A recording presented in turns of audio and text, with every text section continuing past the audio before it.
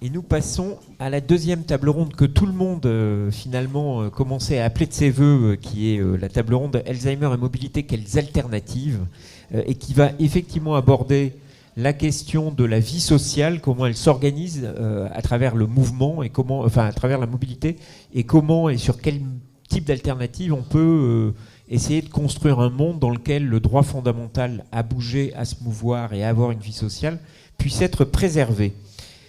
Et pour cela, je vais dans un premier temps, comme nous l'avons fait lors de la première table ronde, appeler les deux porteurs d'initiative que sont Anne Kesser, qui est fondatrice de Mon Copilote, qui est un service d'accompagnement, ainsi que Jeanne de France, qui va venir nous présenter le programme, qui est un programme de l'Agir Carco Sortir Plus. Jeanne de France, qui est directrice des activités à distance et dispositifs sociaux du groupe Malakoff Humanis. Je vous laisse vous installer, je vous rejoins. Et je vais surtout... donc vous restez ici pour présenter votre initiative. C'est plus... Ah ben c'est très bien, écoutez. Voilà une charmante attention. Peut-être Anne Kesser, donc vous êtes fondatrice de Mon Copilote. Mon Copilote, c'est quoi ? Ah oui, je pensais que vous aviez pris votre micro. Non, j'avais pas vu en effet. Mon copilote, en quelques mots, on crée et on anime des communautés de ce qu'on appelle donc des copilotes, qui sont des accompagnateurs qui vont aider la personne à mobilité réduite, on va dire au sens large, à réaliser son déplacement. Pour bien comprendre aussi l'ensemble du service Mon Copilote, on accompagne également des enfants qui sont en situation de handicap vers l'autonomie dans les transports en commun. Ça fait 7 ans qu'on existe maintenant et actuellement on est présent à Nantes où on accompagne des personnes qui sont en situation de handicap et des personnes de plus de 75 ans dans les transports en commun. On est également présent en Essonne où là on accompagne des personnes qui ont plus de 60 ans sur tous les modes de transport. Donc ça peut être à pied, ça peut être en transport en commun et ça peut être en voiture. Et après on est également présent sur Paris et sur Bordeaux où là par contre on fait l'accompagnement scolaire donc, pour rendre autonomes les enfants dans les transports en commun. Et pour parler un petit peu plus spécifiquement de la maladie d'Alzheimer, parce que le service, donc Mon Copilote, s'adresse à un public un peu plus large, puisqu'on s'adresse principalement à des personnes en situation de handicap et aussi à des personnes âgées. Par rapport à la maladie d'Alzheimer, on avait été accompagné par la Fondation Médéric Alzheimer pour travailler sur cette population-là à Pau, pour notamment pouvoir les accueillir parmi nos bénéficiaires. Et donc on a pu se former, nous, en interne sur ces problématiques-là et bien comprendre également quels sont les besoins spécifiques de cette population-là, puisque c'est vrai qu'on connaissait plus les autres types de handicap à ce niveau-là. Donc, voilà un petit Ce qui en fait un service particulièrement adapté à des attentes que vous avez identifiées.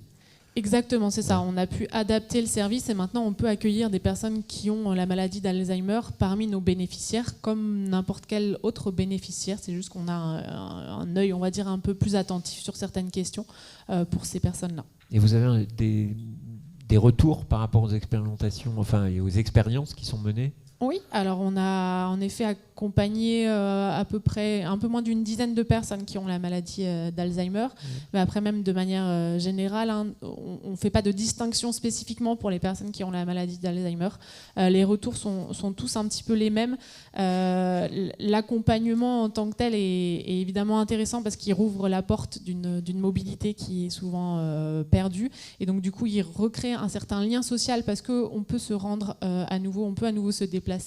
Mais il crée aussi un lien social avec les accompagnateurs parce que les accompagnateurs et même nous avec l'équipe Mon Copilote, parce qu'on a une centrale téléphonique et les personnes peuvent échanger avec nous et donc du coup ce lien social est quelque chose d'assez important nous au niveau du service. Et on se rend même compte que c'est même plus important parfois quand on leur parle d'impact. Ils ne nous parlent pas de « Ah, j'ai pu faire tel ou tel trajet », c'est « Ah, j'ai pu voir tel ou tel accompagnateur, j'ai pu discuter avec lui » ou des choses comme ça. Donc finalement, la mobilité est presque une excuse à ce niveau-là. Et pourtant, au niveau des retours du service, nous, ce qu'on se rend compte au niveau des déplacements des personnes, alors je n'ai pas un chiffre officiel, c'est plus un ressenti, mais les personnes utilisent vraiment ce service-là uniquement pour des trajets indispensables, donc pour des rendez-vous médicaux, pour aller faire des courses. Et on a encore beaucoup de mal à aller les chercher sur des activités de loisirs, parce qu'on se rend compte que l'activité de loisirs passe en second plan. Il y a d'abord toutes les choses indispensables, et déjà c'est déjà tellement compliqué d'organiser toutes les choses indispensables. Donc avant d'aller se dire je vais peut-être aller faire une activité de loisirs, on en est encore assez loin. Et donc c'est un des objectifs, d'essayer d'inciter les personnes à utiliser, à faire appel à ce service-là aussi pour des activités de loisirs. Et demain, si vous souhaitez développer, j'imagine, l'idée pour vous c'est de développer, quel est le principal ou les principaux problèmes auxquels vous vous heurtez aujourd'hui ? Alors j'ai envie de dire, comme beaucoup de structures, je pense, on parle souvent du nerf de la guerre, la problématique c'est le financement. Actuellement, le service sur Nantes, il est financé par la collectivité, et sur l'Essonne, il est financé par la conférence des financeurs, mais qui n'est pas un financement pérenne. Et en fait, la problématique pour les personnes qui ont la maladie d'Alzheimer, il y avait une personne qui en parlait tout à l'heure, c'est que ce n'est pas considéré comme un handicap. Et nous, les financements qu'on arrive à obtenir sont pour les personnes qui sont en situation de handicap. À Nantes notamment, le financement du service, il est vraiment fléché pour les personnes qui ont plus de 80% d'invalidité. Toutes celles qui ont moins de 80% d'invalidité n'ont pas forcément accès au service. Et ça, on le voit, nous, sur l'ensemble des territoires sur lesquels on se développe, le service est vraiment accessible. Enfin, les financements par rapport à ce type de services sont accessibles uniquement pour les personnes qui sont en situation de handicap. Donc c'est vrai que c'est là-dessus où on se heurte un petit peu pour cette population-là. Et on a les mêmes problématiques aussi pour la population âgée, parce que pareil, la population âgée a des énormes besoins en termes de mobilité, mais ça n'empêche qu'il n'y a pas de financement qui existe actuellement là-dessus, à part ce qu'on a pu mettre en place en Essonne via la conférence des financeurs, mais c'est un peu du cas par cas, et c'est des financements qui ne sont pas pérennes. Donc nous, ça ne nous permet pas de développer de manière pérenne la structure sur d'autres territoires. En termes de modèle économique. Juste peut-être, j'aimerais revenir pour que ce soit clair, parce que je ne suis pas sûr que ça puisse être clair pour tout le monde. Comment concrètement ça se passe en 30 secondes ? Parce qu'on dit on accompagne. Oui, c'est vrai qu'on est rentré directement dans le vif du sujet. Comment ça fonctionne ? En fait, la personne va nous appeler, alors que ce soit la personne elle-même ou son aidant, ou on a aussi travaillé avec des équipes ESA sur Pau. La personne donc nous appelle, on crée son profil, et c'est au moment de la création de son profil qu'on va la questionner sur son besoin en accompagnement, savoir justement un petit peu quels sont ses besoins, pour savoir après derrière quel profil d'accompagnateur on peut trouver par rapport à ça. Une fois que son profil il est validé, la personne après peut nous solliciter soit via la plateforme web, soit directement par téléphone pour réserver une demande. Donc par exemple, elle peut nous appeler pour la semaine prochaine pour aller à son rendez-vous chez le kiné. Et à partir de ce moment-là, nous, on va rechercher un de nos accompagnateurs parmi notre communauté, alors on a travaillé avec pas mal de copilotes bénévoles, mais maintenant on travaille principalement avec des personnes qui sont rémunérées. Donc du coup, on va rechercher dans notre communauté quelqu'un qui est disponible pour l'accompagner, et on va la mettre en lien avec la personne. Et après, on reste disponible en cas de besoin, s'il y a un changement d'horaire, s'il y a une impossibilité de dernière minute de l'une ou de l'autre, pour gérer les modifications. Très bien. Alors vous parlez de l'expérimentation à Nantes. Je crois que l'idée, à terme, c'est d'avoir des quotas ou des... Oui, c'est ça. Justement, dans les pistes, un petit peu, les collectivités réfléchissent beaucoup à ça, parce qu'il y a en effet une grosse problématique de mobilité, notamment pour les personnes âgées. Et donc à Nantes, ils ont voulu tester le dispositif pour les personnes âgées. Donc le service est ouvert aux personnes qui ont plus de 75 ans. Et on peut les accompagner une fois sur un trajet qu'elles ne connaissent pas.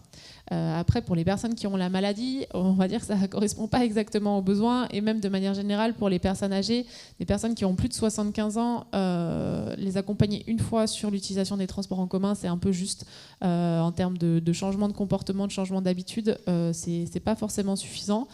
Donc dans les pistes de réflexion qu'on évoque avec eux, c'est peut-être ouvrir un petit peu plus, plutôt que ça soit une fois sur un trajet, que les personnes, un peu comme le dispositif finalement Sortir Plus, qu'elles aient accès à 10 accompagnements dans l'année, qu'elles peuvent utiliser après comme bon leur semble. Si c'est pour des rendez-vous médicaux, parce que c'est ça qui est primordial pour elles, c'est pour ça. Et si c'est pour aller à une activité de loisir, déjà ça peut leur permettre de les souffler, enfin ça peut soulager les aidants au moins 10 fois dans l'année. C'est peut-être pas énorme, mais ça peut déjà être ça. Donc c'est là-dessus qu'on négocie, parce que Juste pour expliquer peut-être aussi le point de vue des collectivités, c'est que les collectivités souffrent déjà de saturation sur les services qu'elles proposent aux personnes en situation de handicap.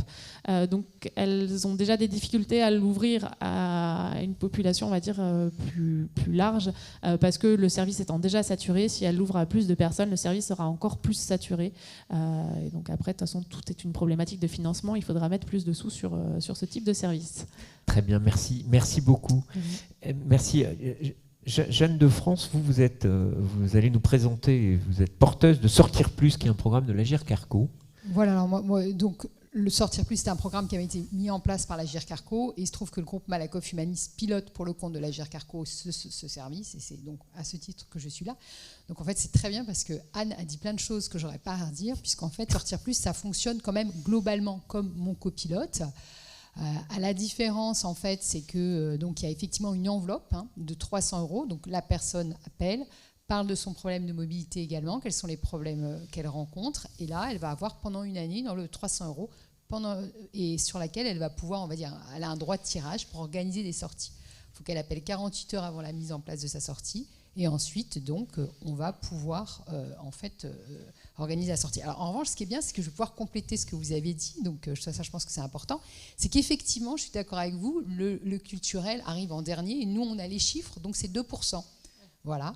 Et effectivement, ce qui vient en premier, ce sont les besoins de santé, parce qu'aujourd'hui, les ambulances conventionnées sont complètement saturées, donc les personnes n'ont plus la possibilité de les appeler, et pour elles, ça demeure une obligation, un besoin vraiment vital en fait, de se rendre chez le médecin. Les médecins ne se déplacent plus, ne viennent plus dans les familles. Alors, c'est très bien qu'il y ait des hôpitaux, et ça a permis de grands progrès à la médecine. Donc, le fait que les systèmes de santé soient concentrés en ville a eu aussi beaucoup d'impact très positif sur la durée de vie, mais en tout cas... Madame, tout à l'heure, vous citiez, professeur, le boucher qui se déplaçait, c'est fini. Et donc, il y a un besoin, effectivement, de sortir et d'aller vers l'extérieur qui est de plus important, avec un système de transport en commun qui est pratiquement inexistant en zone rurale. Voilà. Donc, parfois, Sortir Plus, c'est en fait la seule solution. Donc, il y a eu 46 000 bénéficiaires. C'est un service qui est destiné aux retraités à Agirc Arrco de plus de 75 ans. Il y aura 46 000 bénéficiaires à peu près dans l'année 2023, c'est ce qu'on estime, et je pense qu'on aura organisé à peu près 200 000 sorties dans l'année, ce qui est quand même assez considérable. Mais finalement, on en revient toujours à mobilité, information, parce que c'est peut-être dans les territoires ruraux que les gens sont le moins informés, donc en bénéficient le moins. Donc il y a vraiment cette question qui est compliquée, c'est aussi comment se faire connaître. Alors c'est un petit peu comme vous, c'est pas que des sorties en voiture, c'est aussi des sorties à pied qui pourraient aussi utiliser les transports en commun, c'est-à-dire en fait finalement aider la personne à ce qu'elle s'adapte à son milieu de vie pour qu'elle puisse retrouver elle-même aussi cette mobilité, qu'elle soit acteur de sa vie. Et j'insiste aussi sur la question de la plateforme téléphonique dont vous avez parlé. Donc il y a soit effectivement un numéro de téléphone, également un service web. Le web est utilisé essentiellement par les aidants, les personnes âgées, donc 9% seulement des personnes qui appellent. Les personnes âgées, elles utilisent vraiment en priorité le numéro de téléphone, et elles sont contentes d'avoir quelqu'un au téléphone. En fait, aujourd'hui, avoir quelqu'un au téléphone, c'est un luxe dans vraiment un monde administratif hyper compliqué pour tous ces gens.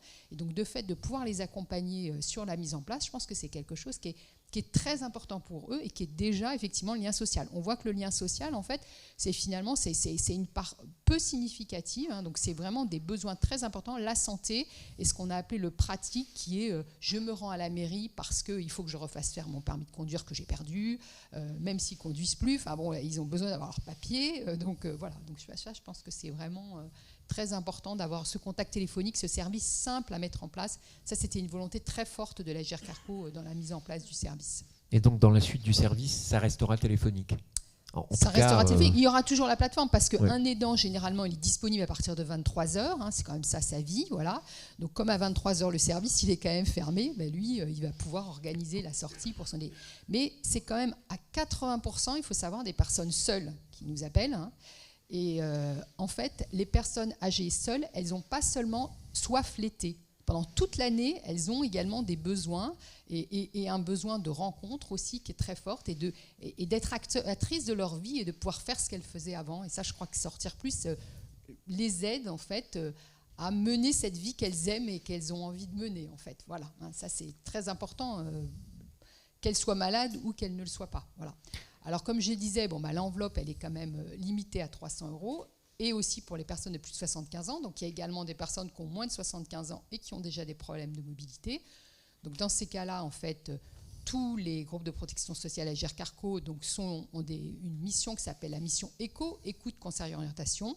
Donc les personnes qui sont vraiment en grande difficulté par rapport à ces sujets peuvent appeler du coup leur institution de retraite complémentaire, et là il peut y avoir des financements complémentaires qui sont apportés, ou alors pour les gens qui ont moins de 75 ans, sous forme d'aide financière individuelle. Donc là, il y a un dossier qui est évalué, et il peut effectivement y avoir des aides financières, et également on peut informer les gens, et encore une fois par téléphone, sur tous les dispositifs de mobilité qui peuvent exister à proximité de chez eux pour leur faciliter cette mobilité. Voilà. Donc il y a vraiment...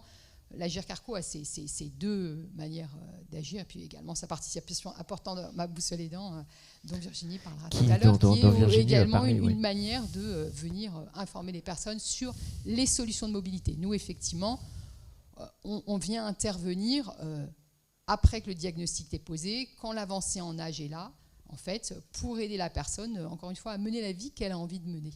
Voilà, ça, je crois que c'est important.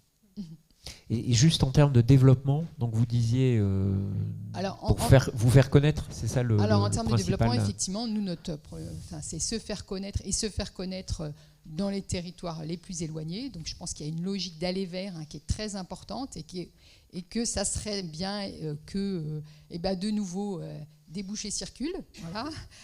Mais c'est peut-être quelque chose auquel on reviendra. Moi, ce que je constate quand même, c'est qu'il y a plein de jeunes qui ont plein d'initiatives en fait en territoire, comme celle que vous avez, voilà. Moi, je pense que finalement personne n'a envie demain d'un monde complètement digitalisé, et donc il y a un certain nombre de choses qui se recréent, aussi beaucoup d'initiatives solidaires. Et là, il va peut-être falloir aussi que les pouvoirs publics l'accompagnent avec une législation qui le favorise. Et moi, voilà, je pense qu'on a un monde qui est plein d'avenir et plein de jeunes qui vont faire beaucoup de choses. Et donc, effectivement, on essaye, nous aussi, dans notre politique, d'aller vers, d'avoir des conférences en région, dans des territoires éloignés, pour expliquer. Parce que je suis sûre que vous allez en zone rurale, vous demandez aux gens quels sont les dispositifs de mobilité qui existent. Ils ne savent pas vous répondre, ils ne les connaissent pas. Alors qu'il y a beaucoup d'initiatives qui se développent. Voilà, donc ça, c'est important, je crois. Très bien, merci beaucoup. Mais on va poursuivre. Vous avez annoncé la venue de Virginie Guilagoutte, qui est directrice générale de ma boussole aidant, à qui je vais demander de nous rejoindre, ainsi que le professeur Gilles Berru, qui est conseiller scientifique et président fondateur du Gérontopole des Pays de la Loire. Et enfin, nous aurons Pierre-Olivier Lefebvre, qui est délégué général du réseau francophone des villes Amis des aînés, qui sera connecté parmi nous. Je ne sais pas s'il apparaîtra directement par Zoom, il ne pouvait malheureusement pas être là. Et évidemment, Anne Lavaux, que j'invite à nous rejoindre à nouveau, puisqu'elle nous a fait l'honneur, le plaisir d'accepter de participer en tant qu'experte aussi de ces questions à la troisième table ronde. Je vais juste vous demander de vous mettre là, puisque là, sinon, vous aurez essentiellement de la lumière. Professeur Berru, on a évoqué une ville qui, je crois, vous est chère, ou en tout cas chère à Nantes, votre cœur, qui est oui. Nantes. Peut-être quel regard vous portez sur l'ensemble des deux initiatives, mais peut-être plus spécifiquement sur l'initiative nantaise.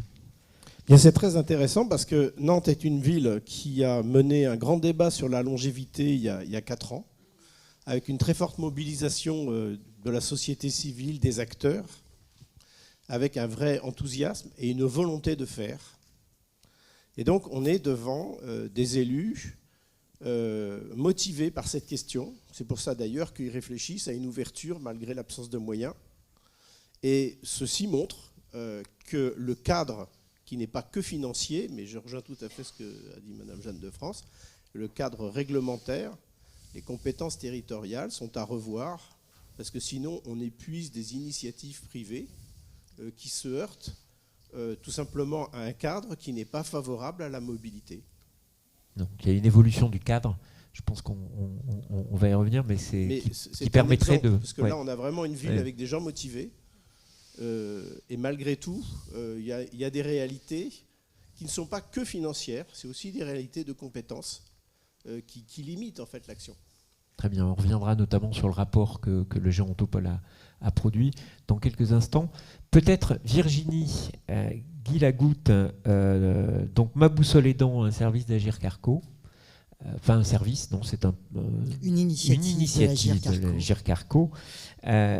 Peut-être on a beaucoup parlé des personnes concernées, on a un peu moins parlé de ceux qui les entourent et les accompagnent, en tout cas de façon frontale.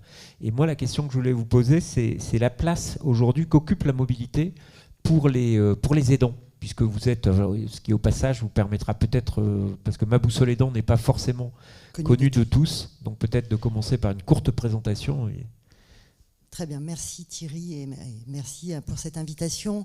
Je représente donc la plateforme digitale d'information et d'orientation maboussoleaidant.fr, qui est une initiative de l'Agir Carco, qui a pour mission et raison d'être d'être un point unique au travers duquel nous centralisons l'accès à l'information sur les solutions de proximité qui maillent le territoire national et ultramarin dans tous les domaines de la vie quotidienne à 360 degrés pour prendre soin d'un proche en situation de perte d'autonomie ou de handicap et également les aidants. Ce qui fait de nous une plateforme qui a dans le cœur de son réacteur une base de données inédite de connaissance des solutions de proximité qui maillent les territoires. Donc c'est au travers de cette expertise et de cet actif en matière de connaissances que voilà, j'interviens ce matin. Et par ailleurs, nous avons depuis peu près de 75 000 utilisateurs mensuels sur maboussoleaidant.fr. Au travers de ces 75 000 utilisateurs mensuels, nous tirons une compréhension et une analyse assez fine et objective des préoccupations des aidants en matière de thématiques de vie quotidienne qui doivent être accompagnées. Nous avons 14 grands groupements thématiques de solutions du quotidien. Et sur ces 14 groupements thématiques, la mobilité se positionne en 4e position. Ça fait donc de la mobilité, des sujets de mobilité, un sujet de préoccupation premier, puisqu'il se situe, pour vous dire quels sont les 3 premiers, quels sont les lieux d'information et d'orientation des acteurs qui sont en premier niveau d'information et d'orientation. Le 2e sujet, c'est le relais et l'aide à domicile. Le 3e sujet, c'est le répit. Et le 4e, c'est la mobilité. Qu'est-ce que nous disent les aidants qui utilisent notre service? C'est qu'effectivement, quand on ne peut plus conduire, quand on n'est plus autonome, effectivement, il y a des besoins d'alternatives, parce que la mobilité est un sujet vital. Vous l'avez rappelé, Jeanne, c'est un sujet vital, essentiel, pour lesquels il y a des besoins incompressibles. Et au premier chef, ce sont les sujets médicaux, bien entendu, les sujets d'approvisionnement, de courses, et également, et je suis étonnée des chiffres, on nous cite souvent les sujets de lien social, en fait, qui permettent de mailler avec des activités sociales dont on peut être isolé. Et est-ce que, de l'expérience, puisque vous avez une vision des solutions qui existent, vous pensez qu'aujourd'hui, il y a suffisamment de réponses par rapport à... Est-ce que la réponse est à la hauteur des enjeux? Je crains que non. Je peux même affirmer que non. Faut que vous vous rendiez compte que maboussoleaidant.fr référence 75 000 solutions de proximité. Donc 14 grands groupements thématiques, je vous l'ai dit, qui représentent après 54 typologies de solutions précises. La mobilité, c'est-à-dire, alors, pour nous, la mobilité, ce sont 2 choses quand on parle d'alternatives. C'est les sorties ou les transports adaptés, accompagnés du quotidien, d'une part. Et puis, ce sont les solutions de transport ou de mobilité rattachées à des besoins qui relèvent moins du quotidien, qui peuvent être le répit, les vacances, les séjours adaptés. Si je prends le seul sujet de la mobilité du quotidien, c'est-à-dire pour répondre à des besoins incompressibles et vitaux, nous recensons, tenez-vous bien, entre 800 et 900 structures à l'échelle du territoire national et ultramarin. Si je rapporte ces 800 à 900 structures sur les 75 000, c'est 1%. C'est 1%. Si je rapporte ces 850 structures à 100 départements, c'est 8 structures et demie par territoire. Donc on voit bien que rapporté à la démographie, au vieillissement de la population, évidemment qu'il n'y en a pas assez. Il y a une rareté de l'offre, il y a une vraie rareté de l'offre. Et par ailleurs, structurellement, parce qu'on connaît, nous, les rayons d'action de ces structures. Elles sont, on ne va pas se le cacher, ça a été dit, c'est le sujet des grandes agglomérations, en tout cas des agglomérations. C'est le sujet d'un maillage qui va de l'agglomération aux limitrophes.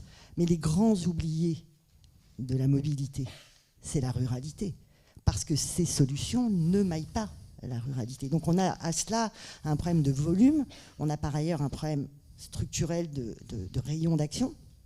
Et donc il y a un vrai sujet d'inéquité en fait, d'accès à la mobilité. Et alors précisément, comment on pourrait essayer d'améliorer les choses, à votre avis, du point de vue de là où vous êtes en tant que Ma Boussole Aidant? En fait, qui porte aujourd'hui majoritairement les dispositifs de mobilité adaptée du quotidien? Les collectivités locales et les services d'aide à la personne qui font de la sortie adaptée. C'est eux qui portent plus de 50% de ces dispositifs, ça a été dit, ils sont saturés, l'accès à ces dispositifs est très compliqué et par ailleurs il y a des contraintes budgétaires et financières qui pèsent sur ces collectivités qui font que, bon, certes elles ont un rôle à jouer mais voilà, on ne peut pas tout leur demander. Moi ce que l'on voit dans les chiffres, et c'est tout à fait intéressant, on voit un accroissement au cours du temps de ce qu'on appelle les dispositifs de sortie accompagnée solidaires, bénévoles. 15 à 20% en un an, c'est énorme.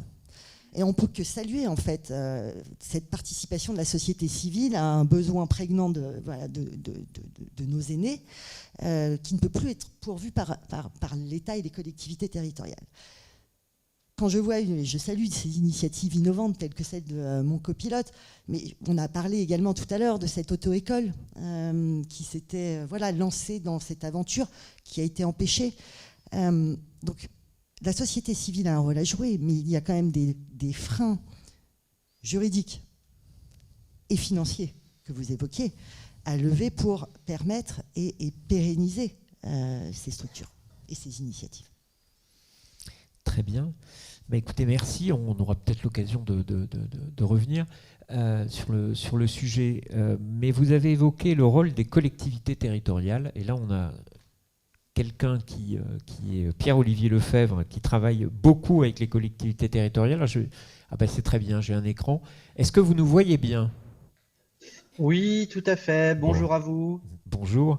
On avait des échanges. Les échanges portaient sur le rôle finalement des collectivités locales dans la mobilité et au niveau du réseau francophone des villes amies des aînés, dont vous êtes délégué général. Comment est-ce que vous voyez les choses par rapport à ces questions et quel type d'action est-ce que vous mettez en œuvre?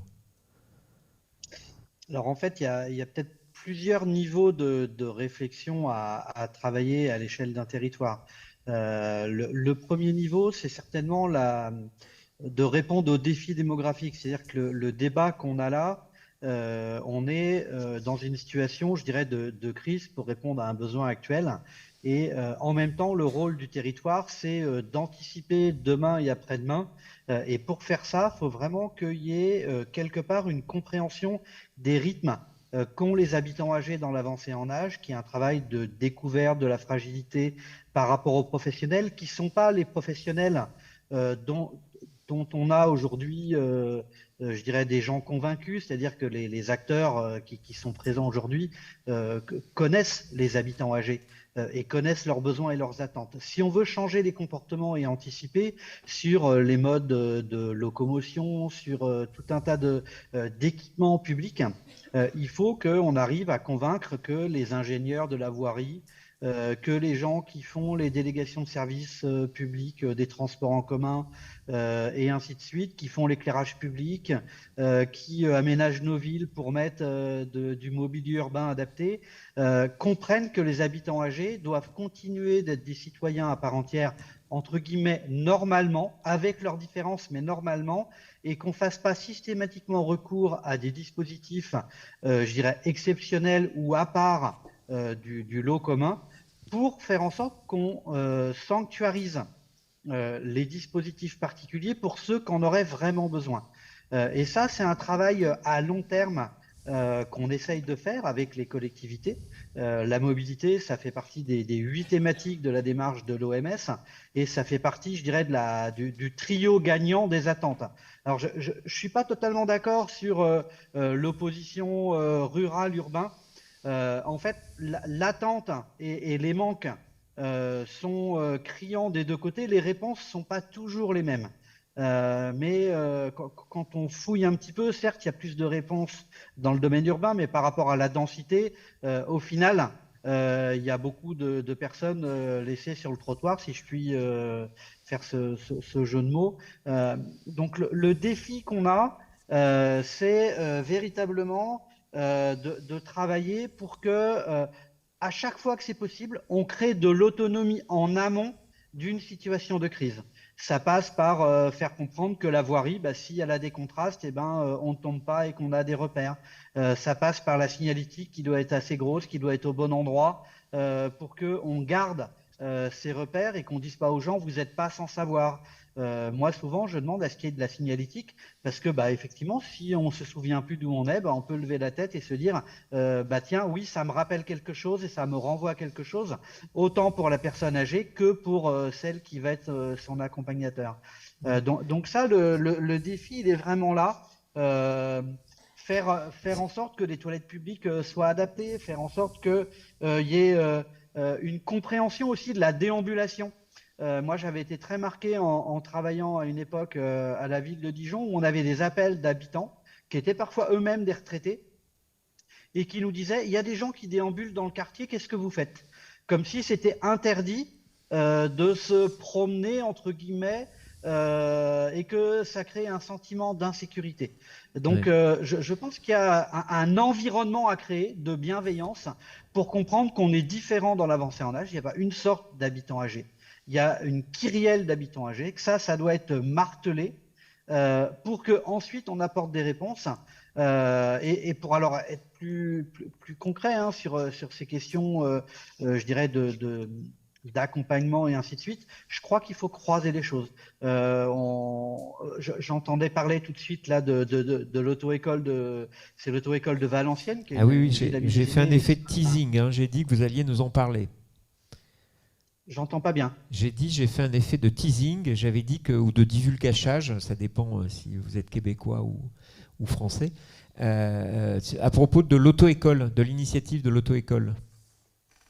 Oui, donc l'auto-école de Valenciennes, c'est effectivement une auto-école associative qui avait mis en place, je dirais, en fait, de l'utilité à l'heure d'auto-école. Alors, on a un problème réglementaire et juridique puisque la préfecture nous a dit qu'une auto-école n'était pas faite pour transporter des gens. Donc, on va essayer de faire évoluer la réglementation. C'est aussi un des rôles du réseau, c'est de lever des freins comme cela. Mais par exemple, l'année dernière, pour moi, il y a une belle avancée.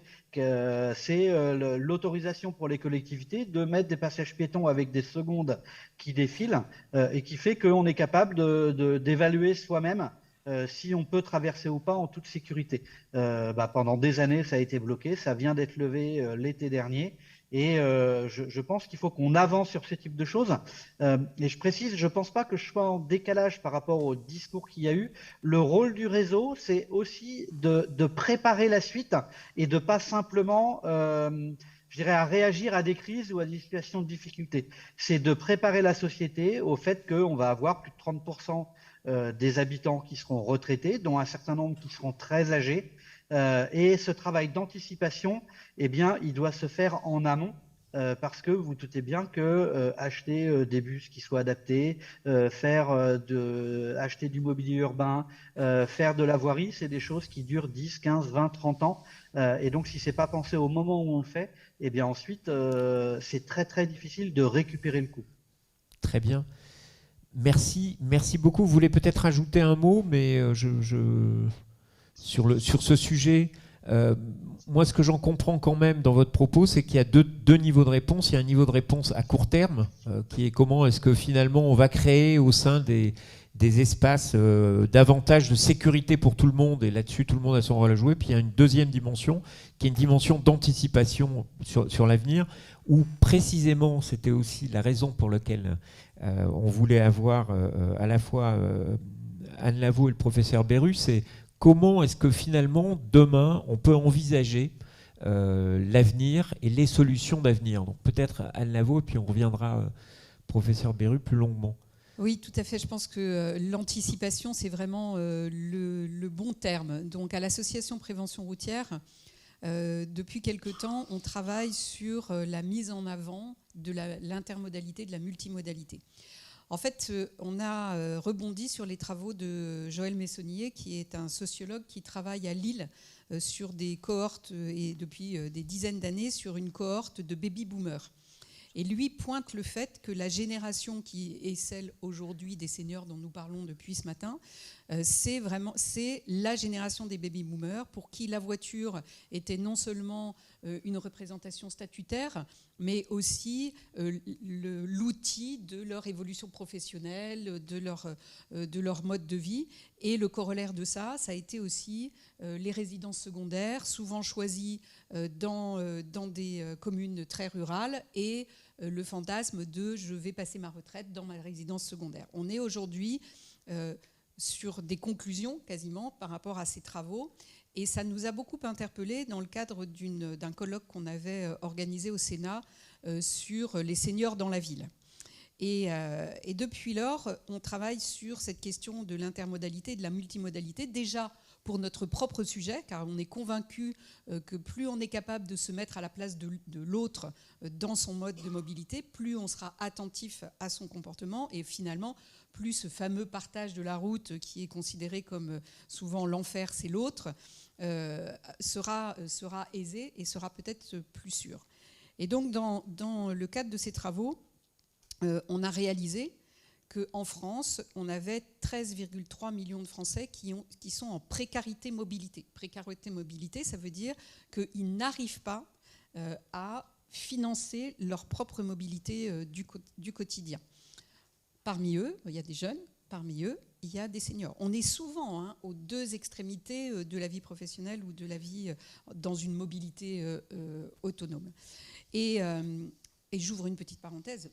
Nous, ça nous fait bondir quand le gouvernement propose le permis à 17 ans en considérant que c'est la seule voie de l'accès à l'emploi pour les jeunes. Alors que nous, ce que l'on dit, c'est que justement, il faut commencer à avoir sa mobilité autonome la plus intermodale possible, de manière à vieillir multimodaux et intermodaux. Et donc aujourd'hui, qu'est-ce qui se passe? C'est qu'on fait tout dans les actions de sensibilisation qui sont celles de l'association pour qu'on commence un vieillissement, donc on va dire dès 50, 55 ans, qu'on prenne l'habitude de ne pas aller dans la seule solution qui serait la voiture. Pourtant, la voiture, elle a, au regard de beaucoup, énormément d'avantages. La voiture, c'est le prolongement de la maison, c'est la 6e pièce. Le Covid nous a fait beaucoup de mal parce que la voiture a été considérée comme le 6e geste barrière, comme la protection absolue au détriment des transports en commun. Et donc, nous, ce que l'on dit, c'est qu'il faut essayer de quitter cette vision très, très idyllique de la voiture comme étant le mode de déplacement le plus sûr et reprendre les modes de déplacement comme le vélo, la marche, la trottinette électrique, la trottinette classique, les transports en commun, le covoiturage, tous les modes que l'on dit aujourd'hui alternatifs et qui étaient, sans être nostalgique parce que ce n'est pas du tout mon cas, mais qui étaient des modes du quotidien d'il y a une trentaine ou une quarantaine ou une cinquantaine d'années. Donc ça, c'est très important qu'on soit multimodaux et intermodaux. Et pourquoi et comment faire par rapport aux seniors? Eh bien, l'association Prévention Routière, elle a un programme d'action de sensibilisation que l'on déploie dans les clubs des aînés ou quand on nous le demande, et qui parle de la mobilité aux seniors, non pas en tant qu'automobiliste. Déjà parce que, et alors c'est une anecdote, mais quand on a commencé à faire des actions auprès des seniors, on faisait des actions style réviser votre code de la route ou des choses comme ça. Donc on était toujours sur le code de la route. Et on avait, même si les clubs des aînés nous les demandaient beaucoup, même si ça semblait être une demande, on n'avait pas une fréquentation énorme. Et on a compris assez rapidement qu'en fait, la manière dont on présentait le sujet laissait supposer que pouvait y avoir une sanction derrière. Et que la sanction serait le « waouh, attention, vous n'allez plus pouvoir conduire ». Et donc, on a un programme qui est destiné aux seniors en tant que piétons, pour le rassurer sur sa capacité à être piéton, pour faire en sorte de le déculpabiliser par rapport à une espèce de rapidité qui est celle aujourd'hui, surtout dans les villes où tout va très vite, etc. Lui, il est plus lent, et ben c'est pas grave, il est plus lent, mais il ne doit pas être stressé par le flux ambiant, etc. Donc pour nous, c'est très important de travailler avec les seniors sur les autres mobilités. Dès lors qu'on parle à un senior en tant que piéton, automatiquement, on va lui parler aussi de son interaction avec les voitures. Donc par rebond, on lui parlera de lui en tant qu'automobiliste. Donc la clé pour nous, c'est la multimodalité, que cette multimodalité, on apprenne à vieillir ensemble. Je vois dans la salle qu'on est quand même plusieurs à avoir plus de 55 ans. Eh bien, c'est maintenant qu'il faut qu'on commence à être multimodaux. Et pour les jeunes, nous, on propose aussi cette solution en alternative à ce permis à 17 ans. Enfin, franchement, c'est aller dans le sens inverse de la réalité. Et pourquoi je commençais, et puis après je vais finir, mais pourquoi je commençais par cette notion de précarité mobilité, c'est parce qu'on est aujourd'hui dans une tension par rapport au pouvoir d'achat, on est dans une tension par rapport au montant des retraites, et donc automatiquement il va falloir régler aussi cette problématique qui est celle du coût de la mobilité. Eh bien une paire de baskets, c'est quand même le mode de déplacement qui coûte le moins cher. Sauf si on marche beaucoup, mais auquel cas il faut les changer. Mais non, je plaisante. Mais professeur, merci en tout cas. Professeur Berru, vous avez produit au Gérontopole un rapport en 2022, enfin c'est un des rapports, les sujets, qui s'appelait Mobilité des aînés, pratiques et besoins, dans lequel vous avez identifié beaucoup de choses, et notamment des freins, qui sont aujourd'hui des freins qui limitent la mobilité. On en a abordé quelques-uns, mais j'aimerais bien avoir votre point de vue sur le sujet. Alors pour situer où on en est dans notre réflexion, depuis 15 ans, on a mis en place des diagnostics environnement-longévité qui sont à disposition des collectivités. Et souvent, ce sont des EPCI, en fait.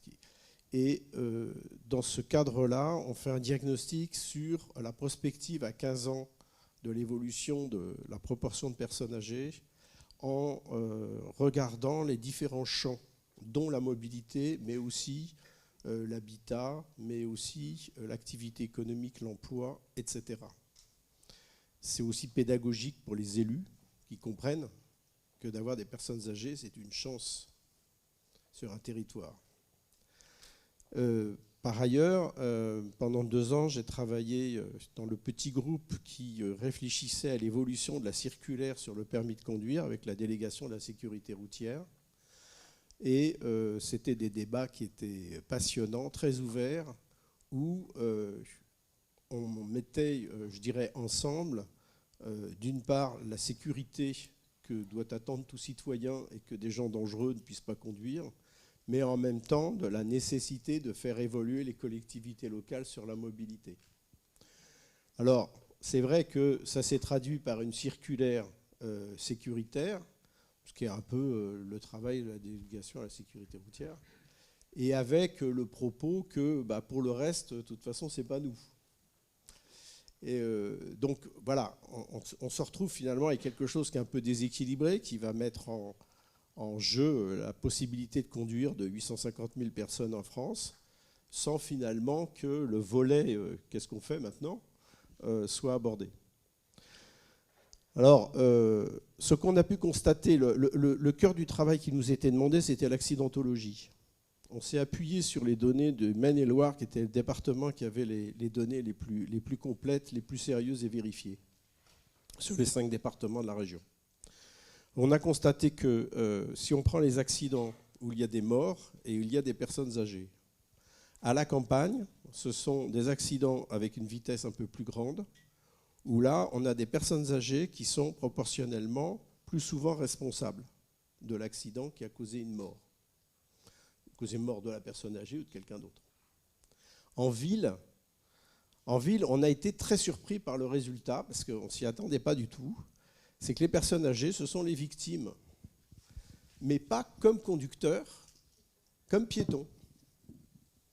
Et là, c'est qu'on voit, je ne vais pas en contradiction avec la multimodalité des déplacements vélo et trottinette, mais que l'émergence de ces nouvelles modalités ou cette manière de se servir de ces instruments de mobilité n'a pas été associée à une vraie réflexion urbaine des voies.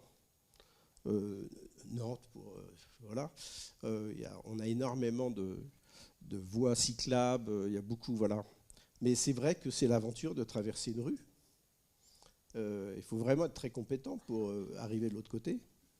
Et puis, il y a le vélo, un peu instrument magique, responsable pour l'environnement, finalement qui donne un droit à regarder par le haut la sécurité routière et le code de la route, parce qu'on est en vélo, quoi. Voilà. Le stop, le panneau stop pour les vélos, c'est curieux, en fait. L'interprétation est variable. Donc, on a un problème de mort des personnes âgées en ville, piétons, qui a augmenté ces dernières années. Oui, je me doute. Après, sur les freins, en fait, je vais faire un petit détour, si vous me permettez, même si vous allez me dire, oh là là, il s'envole, mais c'est pas grave, parce qu'on va revenir. L'essentiel est qu'on atterrisse. C'est qu'on atterrisse. En fait, si on veut considérer la mobilité est une sorte de droit de la personne pour pouvoir vivre dans une société. Et dans ce cas-là, il faut qu'on regarde la société de manière globale. Et il y a eu beaucoup d'interventions qui ont fait comme ça des allusions à l'économie, etc. En fait, qu'est-ce qu'on a ? On a 3 transitions qui sont contemporaines pour les 15 ans à venir. La transition démographique. Cette transition démographique a 2 aspects, le vieillissement et les migrations. On n'en parle pas beaucoup, à peu près 25 millions de personnes attendues avec la montée des eaux et les événements autres qui vont arriver en Europe. Donc ce n'est pas un problème de visa, c'est un problème sociétal. Enfin, c'est peut-être une chance sociétale et pas un problème. Mais en tout cas, c'est une dimension sociétale importante qu'il faut prendre en compte. Et puis le vieillissement, que des gens ont du mal à comprendre l'amplitude, la culture de ce qu'il y a derrière cette transition démographique. Le deuxième, c'est la transition écologique et environnementale. Et quand on parle de mobilité, ce n'est pas complètement à côté de la mobilité, puisque bouger, c'est consommer du CO2 si on a un moteur thermique, c'est ne plus consommer de CO2 si on n'a pas un moteur thermique, mais dans ce cas-là, c'est multiplier les centrales électriques, etc. etc. Donc il y a une relation mobilité et écologie qui est majeure. Et puis la troisième transition, on croit qu'elle est derrière nous, mais en fait elle est devant nous, c'est la transition numérique. Ce n'est pas parce qu'on a un smartphone et une montre connectée qu'on a fini la transition numérique. L'intelligence artificielle de 3e génération qui s'annonce change la donne de manière considérable. Et en termes de mobilité, il y a quelque chose dont on ne parle pas parce qu'on considère que la question est résolue et c'est un échec, ce qui est complètement faux, c'est la voiture autonome. Parce que si vous avez une voiture autonome et que vous n'avez plus le cerveau pour conduire, vous arrivez quand même à vous mobiliser. Alors on va dire, oui, mais juridiquement, la responsabilité, etc. C'est vrai que c'est l'état aujourd'hui de la réflexion qui fait que le plan voiture autonome qui avait été décidé au début de la présidence de Hollande a été revu à la baisse et qu'aujourd'hui, avec 2-3 événements aux États-Unis, on se dit c'est pas mûr. Mais en fait, c'est quand même à très courte vue. Parce que d'abord, les possibilités d'intelligence artificielle vont faire que les capacités de conduite vont être complètement différentes. Et le commissariat à l'énergie atomique qui est chargé des logiciels de voitures autonomes en France est en train de revoir complètement son système. Et deuxièmement, il faut aussi que les voies qui accueillent ces voitures soient adaptées. Donc ce n'est pas du tout interdit de penser qu'on peut lever cette situation. Pourquoi je fais ce détour? C'est pour dire que sur la mobilité, il faut qu'on voit large et qu'on ne soit pas fixé sur la conduite automobile, la place de la voiture, le permis de conduire, le financement des associations. Tout ça, c'est vrai, et c'est les combats d'aujourd'hui. Mais en fait, le vrai enjeu, il est, à mon avis, un peu plus presque constitutionnel, si je me permets de le dire. C'est-à-dire qu'aujourd'hui, quand c'est une conférence des financeurs qui permet la mobilité, on se trompe de combat. Une conférence des financeurs, c'est pour une innovation sur 3 ans et on voit ce que ça donne. C'est complètement inadapté. Et donc, on a un problème aujourd'hui, c'est que la révision de la Constitution de 2004 sur les collectivités locales n'a pas été résolue par la loi NOTRe et qu'aujourd'hui, il faut qu'on repense les compétences des collectivités, de l'État. Alors, les régions, c'est un peu entre une collectivité, voilà, sur la mobilité. Par exemple, lorsqu'un territoire contractualise avec le conseil régional, qui est celui qui apporte le plus de moyens en termes de voirie et d'équipement, eh bien, il n'a pas l'obligation d'avoir un plan mobilité pour contractualiser avec le conseil régional. Il y a un plan écologie, environnement, emploi, mais il n'y a pas la mobilité. Comment on fait pour coordonner les transports en commun si on n'a pas un plan mobilité sur un territoire précis par rapport au reste? Donc, et puis, les moyens qui vont avec, c'est-à-dire qu'on a une loi 2005 sur accessibilité handicap, on a une CNSA dont les 2/3 des financements partent sur le handicap, on a à peu près 240 000 handicapés sévères, 700 000 si on est plus léger, et on a 9,2 millions de personnes âgées, et on a 2/3 des fonds qui vont vers le handicap. Donc, on a une sorte... Alors, sur certains domaines, comme le soin à la personne, où il y a besoin de beaucoup de personnes, chez une personne handicapée, etc. OK, mais sur la mobilité, c'est moins justifié cet écart. Parce que la mobilité a une sorte d'universalité, c'est-à-dire capacité de vivre égale capacité de se déplacer aujourd'hui. Sur le numérique, on exprime que les personnes âgées ne se servent pas d'Internet et donc ils vont se servir. Voilà. Mais ça, c'est aujourd'hui. C'est-à-dire que c'est évident qu'on ne va plus se servir du clavier. Aucun de nous va servir du clavier dans moins de 10 ans. Un ordinateur, ça va être maintenant un instrument à qui on parle, et qui va nous répondre d'ailleurs, en disant votre pensée n'est pas logique par rapport au paragraphe du dessus.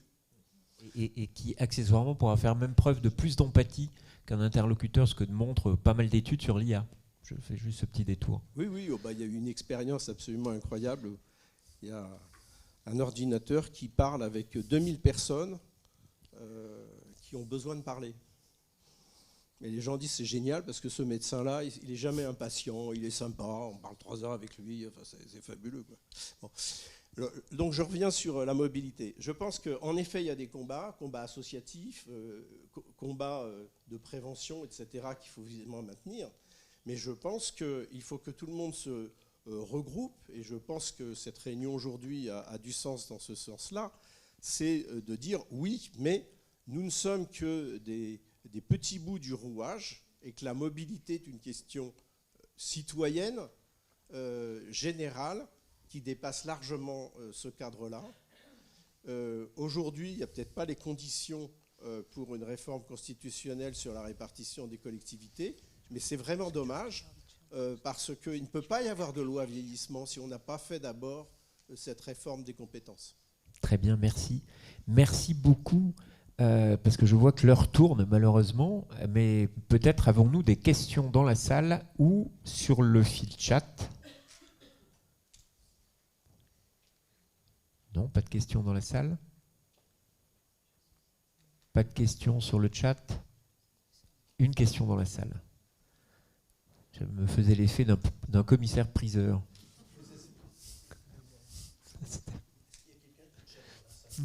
Bonjour, nous travaillons aussi en ESA et notre question c'est, merci pour toutes ces propositions, mais c'est pour le futur et aujourd'hui. Qu'est-ce qu'on propose aux personnes aujourd'hui ?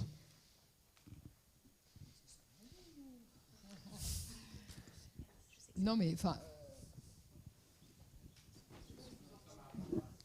il existe... Ouais, c'est bon. Oui, oui. Il existe des choses aujourd'hui. Enfin, je pense que l'initiative qu'elle vous a montré, Anne, ce que je vous ai montré, ce dont je vous ai parlé, Sortir Plus, donc mon copilote, Sortir Plus. Enfin, je veux dire, il y a quand même des services à la personne qui proposent d'aider la mobilité. Alors oui, c'est pas parfait. Bon. Mais il existe des choses, et ce qu'on voit, c'est qu'il y a quand même des initiatives qui essayent de se déployer, en fait. Je crois que c'est ça qu'on peut se dire. Mais aujourd'hui, c'est sûr que la réponse, elle n'est pas complète, en fait. Ça, malheureusement, je pense que personne sur la scène a un coup de baguette magique pour faire en sorte qu'on soit dans un monde rêvé, en fait. Mais il y a quand même des choses qui existent. Je crois que c'est ce qu'il faut se dire. Et en revanche, c'est vrai que on va dire, l'affaiblissement du système de transport en commun dans certaines zones, pas forcément partout, complexifie les choses. Et puis, l'avancée en âge aussi de la population, je crois que vous en avez parlé. Et puis, ce qu'on peut se dire aussi, c'est que vous êtes très jeunes, mais on va tous vivre très très vieux, en fait. La plupart d'entre nous vont vivre très très vieux. Donc, c'est sûr qu'il y a une nécessité à long terme de poser ces questions. Mais il y a quand même des choses concrètement aujourd'hui, je pense. Oui. Allez-y. Pardon. Oui, je voulais juste dire, par rapport aux actions de prévention, l'association Prévention Routière, ça fait 74 ans qu'elle fait des actions de prévention. Mais justement, on a une tribune et on est un observatoire de l'inadéquation aujourd'hui de ce que l'on essaye de faire par rapport à ce qui va venir. Et je vous rejoins. La vague, elle arrive. Et donc, il faut qu'on anticipe par rapport à la vague. Et c'est ce que disait monsieur. Et pour nous, le rôle des collectivités est très important. L'association, elle travaille avec énormément de collectivités. Et on voit très bien qu'il y a un travail à faire sur l'aménagement. Alors, je reviens toujours sur mon histoire de marche à pied. Mais c'est vrai que et on a beaucoup parlé avec la maire d'Amélie-les-Bains, parce qu'elle a une population vieillissante et puis elle accueille des curistes qui sont âgés. Et allez voir ce que fait la mairie d'Amélie-les-Bains. Ils ont compris que mettre des seniors dans la rue, sur le trottoir, entre guillemets, c'est mettre des bancs, ombragés, installer des toilettes régulièrement. Enfin, il y a tout un dispositif qui semble évident quand on le dit comme ça, mais qui n'est pas fait par les collectivités. Donc, on anticipe, on fait des choses, elles ne sont pas complètement satisfaisantes, mais on est en capacité d'identifier ce qu'il va falloir faire dans le futur. Excusez-moi, je vous ai coupé la parole. Il n'y a pas de souci. Peut-être pour compléter sur du pratico-pratique, il y a pas mal de choses qui existent aussi en transport solidaire. Ma boussole aidant en a parlé. Je ne sais pas si peut-être elles sont référencées sur le site de Ma boussole aidant. Mais du coup, il y a pas mal de choses qui existent en transport solidaire. Et c'est des initiatives très locales qui sont portées par des bénévoles et qui fonctionnent très bien concrètement sur la Croix-Rouge également aussi. Et à Paris, je ne sais pas où est-ce que vous êtes implanté. À Paris en compagnie aussi qui existe, qui est financé par la mairie de Paris, qui est aussi intéressant à ce niveau-là, même s'il me semble que ce n'est pas sur des trajets réguliers, mais en tout cas, ça peut être au moins une première solution à proposer aux personnes. Mais du coup, je pense oui, mais pour compléter, tout simplement en allant sur maboussoleaidant.fr, vous pourrez trouver, en fonction de la localisation sur laquelle vous souhaitez faire une recherche, les solutions de mobilité qui existent, dont Sortir Plus, dont mon copilote. Et voilà, et vous les trouverez de manière géolocalisée. Et quand je parlais de 800 à 900, nous les référençons toutes. Voilà. Mais c'est déjà ça. Je crois que le message, c'est déjà ça. Ça progresse. Et il y a un élan à soutenir. Je crois que c'est vraiment ça qu'il faut retenir. Et également, je suis d'accord avec monsieur, changer d'échelle et changer de paradigme. Voilà. Et Sortir Plus, c'est un dispositif national. Donc, c'est quel que soit... vous le connaissez déjà. Alors, j'ai une question. Bonjour, c'est une question ou un commentaire, parce que je pense qu'on est resté sur nos territoires en termes de mobilité, mais de façon régulière, et je pense que Gilles Bérus, c'est la même chose, on a des patients qui, eux, ont besoin de mobilité ailleurs, c'est-à-dire le voyageur âgé. Et il se trouve que là aussi, c'est pas toujours évident pour eux de trouver à la fois des bons conseils, à la fois alors je ne sais pas si c'est voyagiste ou autre, mais des structurations suffisantes. Et pourtant, et comme vous l'avez dit, on va tous vieillir, si possible en bonne santé, le plus longtemps possible. Ça fait partie aussi, à mon sens, de la mobilité. le voyageur âgé, pas forcément dans les pays extrêmes, mais celui qui va faire un Lille-Marseille ou autre. Or, c'est difficile pour eux. Ceux qui ont des difficultés, que ce soit cognitives ou des pathologies, ne sont pas toujours en facilité. Et pour les enfants qui sont des aidants parfois lointains, c'est un sacerdoce. Donc je pense qu'il y a aussi dans la mobilité, il y a moins de transports en commun classiques, usuels, qui pourraient également faire un travail. Voilà, c'est juste un commentaire. Très bien. Encore une question. Allez-y. Il y a 6 ou 7... Non, je continue, je réponds. Enfin, je réponds pas, j'alimente notre discussion permanente avec Sylvie. Il y a 7 ans, avec la SNCF, on avait travaillé sur déplacement en train des patients Alzheimer. On s'est retrouvé avec la même difficulté, c'est pas le handicap. Donc ils ne savaient pas dans quelle case les mettre. Et puis après, c'était en fait des personnes formées dans chaque rame. Et donc, finalement, ils ont reculé, quoi. Voilà. Pour rebondir peut-être par rapport à ça, on essaye depuis 7 ans, je pense, de travailler avec la SNCF pour mettre en place en effet quelque chose pour trouver en fait des personnes qui sont dans le même train, qui vont pouvoir aider, que ce soit, alors nous c'était plus la partie handicap, mais je pense qu'on pourrait faire tout à fait la même chose pour les personnes qui ont la maladie d'Alzheimer, parce que je pense que sur un train entier, je suis sûre qu'il y a quelqu'un qui serait prête à prendre un peu de temps, arriver un petit peu plus en avance et avoir un œil sur la personne. Mais peut-être qu'un jour, ça sortira. Allez-y. Je vais dire quelque chose de pas du tout politiquement correct. Les propositions de transport solidaire et d'entraide entre citoyens sur les territoires durent en 3-5 ans et s'essoufflent. Oui, parce que je ne crois pas. On a arrêté le modèle avec des bénévoles parce qu'on n'y arrivait plus et que ça nous coûtait trop cher. Je ne crois pas, comme droit du citoyen, etc., au transport solidaire. Ça peut être un arrangement transitoire dans certaines situations, mais ça n'évite pas de poser le droit. Si on n'impose pas, par exemple, à la SNCF, l'obligation d'accompagner les patients à un trouble cognitif, ils ne bougeront pas. Après, je parle pas forcément de solidaire où on a quelqu'un de bénévole qui va faire le trajet exprès pour accompagner la personne, parce que je suis d'accord avec vous, dans ces cas-là, ça s'essouffle et on est les premiers à l'avoir vu. Je parle plus un peu, tout à l'heure, quelqu'un parlait d'un environnement bienveillant et de savoir qu'en fait, il y a des personnes dans le train qui peuvent être disponibles. Et en fait, là, on n'est pas sur de la... Enfin, si, on est sur de la solidarité, mais c'est pas sur du bénévolat. Oui, il y a une forme de solidarité spontanée. Voilà, de la solidarité spontanée et de l'organiser un petit peu plus, parce que ça soit avec des personnes qui ont la maladie d'Alzheimer ou des personnes avec handicap, on ne peut pas se permettre de se dire peut-être que sur le quai, je trouverai quelqu'un qui sera gentil et qui acceptera de veiller sur la personne. Non, on a besoin que ce soit un petit peu plus organisé à l'avance.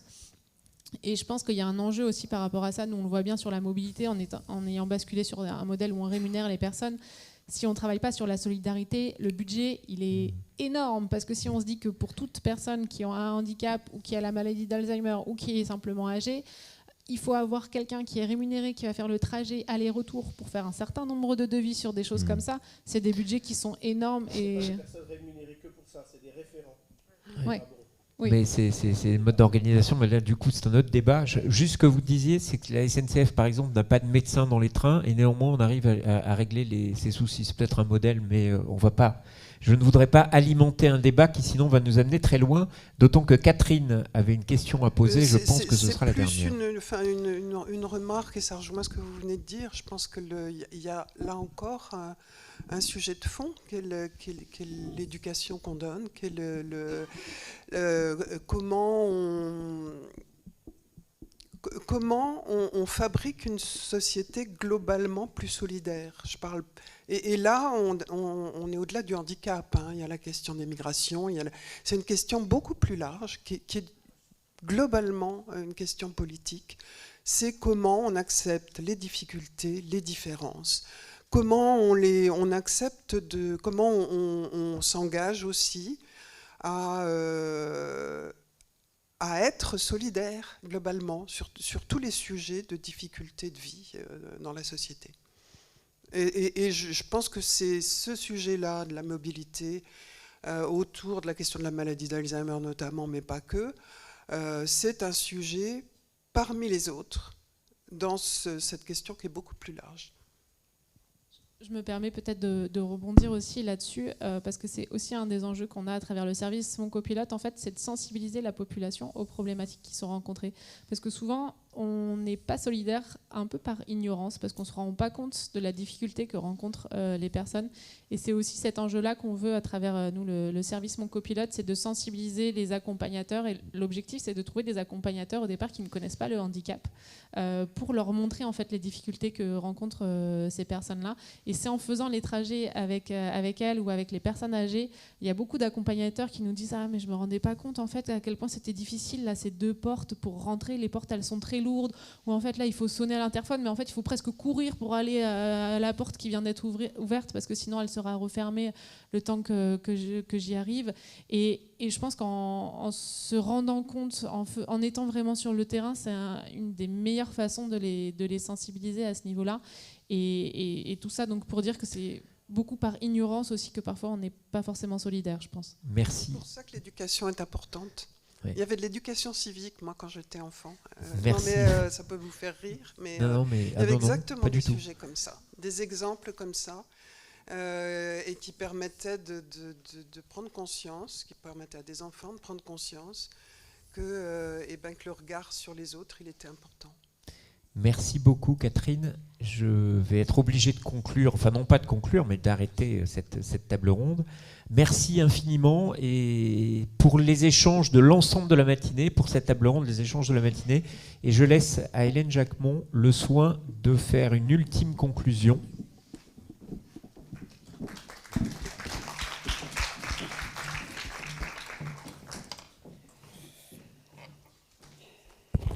Merci à tous. Je vais être très rapide parce qu'on a dit beaucoup de choses intéressantes et que conclure cette journée ne nécessite pas de commentaires qui apportent beaucoup de valeur par rapport à ce qui a été dit. Bon, la raison d'être de ce collectif, c'est effectivement de croiser les regards de tous les acteurs et je dois dire que ce matin, l'objectif est atteint. Moi, à titre personnel, j'ai été frappée par 2-3 choses que je voudrais partager avec vous. Le premier, qui a été très bien dit, c'est que lorsque l'on démotorise la personne, c'est-à-dire que lorsqu'elle arrête de conduire, on la fragilise. Il est donc essentiel de l'accompagner dans ses besoins vitaux, hein, le soin, aller faire ses courses, etc. On a vu aussi, ça c'est très important, qu'aujourd'hui il existe des outils, je fais référence aux algorithmes, aux tests de l'horloge, qui fonctionnent. Et ces outils, effectivement, il y a encore un travail important de diffusion, mais c'est quand même aussi une très bonne nouvelle. Et ce ne sont pas des outils coercitifs. Voilà, c'est simple d'application. Il faut qu'ils soient connus, diffusés, et que l'on s'appuie effectivement sur les médecins traitants. C'est quelque chose qui est faisable. Il y a des choses qui sont très compliquées, il y a des choses peut-être qui sont plus faciles et plus rapides à mettre en œuvre. Mais surtout, ce que je retiens aussi, et qui a été dit, c'est l'importance de la démarche d'aller vers. C'est-à-dire qu'il il n'y aura pas de solution universelle. La mobilité à Paris n'est pas la mobilité à Lille ou Nantes dans les grandes villes, ou d'Amélie-les-Bains, puisque vous en avez parlé. Vous voyez, quand vous parliez des bancs et des sanisettes, et à Paris, c'est très compliqué. Les problématiques sont différentes pour des raisons que je ne vais pas développer maintenant. Donc, il est très important d'aller vers. Je retiens l'anecdote du camion, parce que c'est ce que pratique, on a pu observer dans d'autres continents. Et en fait, ça a fait les preuves de son efficacité. Et de temps en temps, il ne faut pas aller chercher des choses coûteuses et compliquées pour trouver des solutions.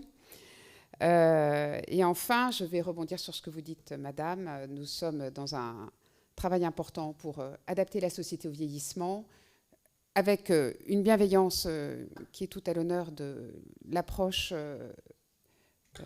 que vous avez développé, docteur, tout à l'heure, qui n'est pas et que vous avez développé également le délégué général Anne Lavaux, qui est là, voilà, qui est effectivement surtout pas une approche coercitive, mais vraiment une approche d'empowerment et de responsabilité.